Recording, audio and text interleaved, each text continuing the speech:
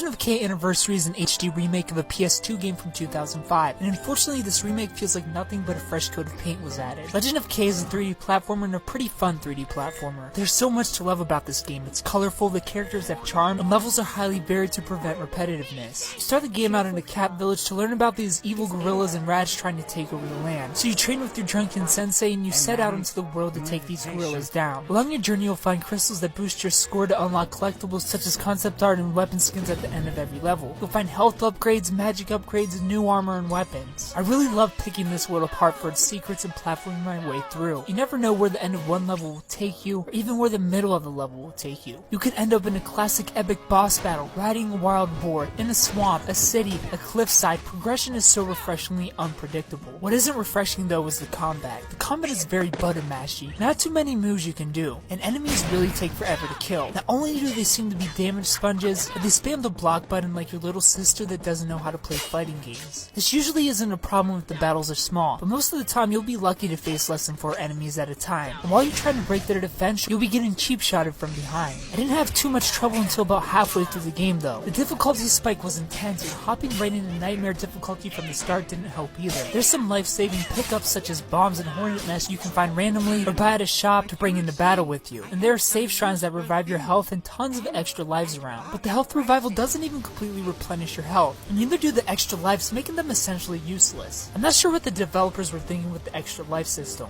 I know you couldn't defeat the spam blocking crocodiles with armor and full health, so they're gonna let you try again, but this time starting with 25% of what you had to begin with. You're better off backing out into the main menu and reloading your last save point rather than using extra life. Speaking of head scratchers, this is 2015, and the game has camera controls from 2002. They're sticky and really give you no freedom. This can be insanely frustrating when you're trying to slice through enemies or platform with the already stiff feeling controls that have plagued 3D platformers outside of Mario since forever. I felt like I died more times thanks to the camera than my own human error. It felt lazy to me that developers wouldn't go into the actual game and make it better, bring it up to today's standards. I can't imagine the team running around and saying, wow, these camera angles are perfect, let's not do anything to them, because honestly they're crap and out of all things ruin this game's overall experience the most. Despite the stiff controls, damage sponge enemies, and crappy camera, I still love my time with Legend of K Anniversary, and I believe you will too. I really wish the development team put more love into it though. This game really had potential to reach the mid-8s to lower 9s. For what it is, a 3D platformer,